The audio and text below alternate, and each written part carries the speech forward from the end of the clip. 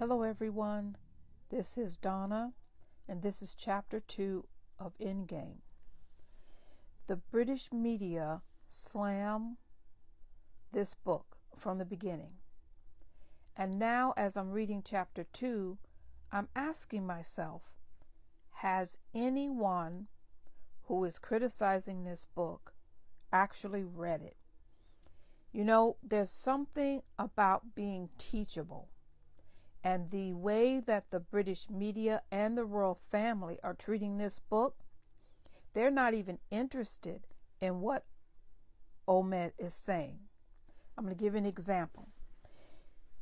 He says in chapter 2, this is what he says about Charles.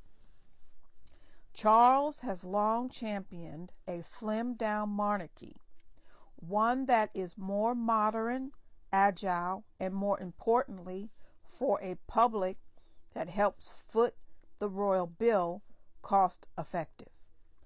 More than just trimming the fat, the king, who, as the Prince of Wales, was known for his compassionate activism and progressive thinking, even if some of it resulted in his reputation as a busybody, has stressed to aides that he wants his vision of a modern monarchy to be more palatable to younger generations. Where his mother brought a brisk, stately detachment, Charles has spoken about wanting a warmer touch. Perhaps he has learned some lessons from the late Princess Diana, Queen of People's Hearts, both in the tragedy of her life and the genuine value of her work.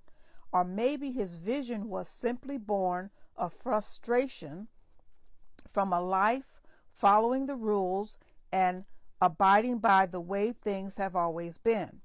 A rigid code for living and working as a royal that led to countless struggles with his family, the institution, and the public.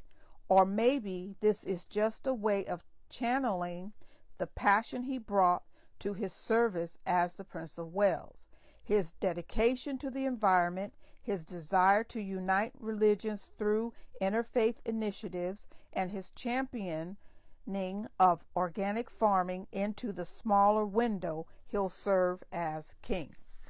Now, he also talks about how the king started out successfully, but then less than 12 weeks later, we remember that the Ngozi Fulani and Lady Susan Hussey had their little run-in at Buckingham Palace.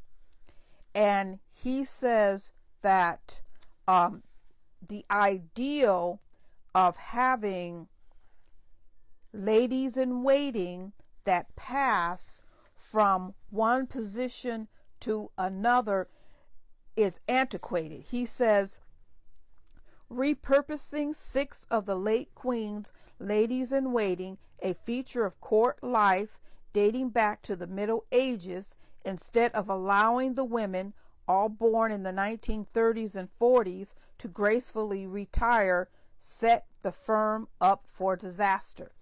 Why should anyone be upset about this statement? You just have to ask yourself. He goes on to say, Charles may have a vision for a modern view. The reality is the institution is still entrenched in the past, often knowingly dragging arcane traditions along with it. I don't understand what the criticism is about this book. If the royal family actually read this book, you know, there's an episode in The Crown where someone was saying that the Queen spoke like a little girl. She didn't, you know, in her speeches, she didn't speak like an adult. Remember that? This was, I can't remember season 1 or season 2.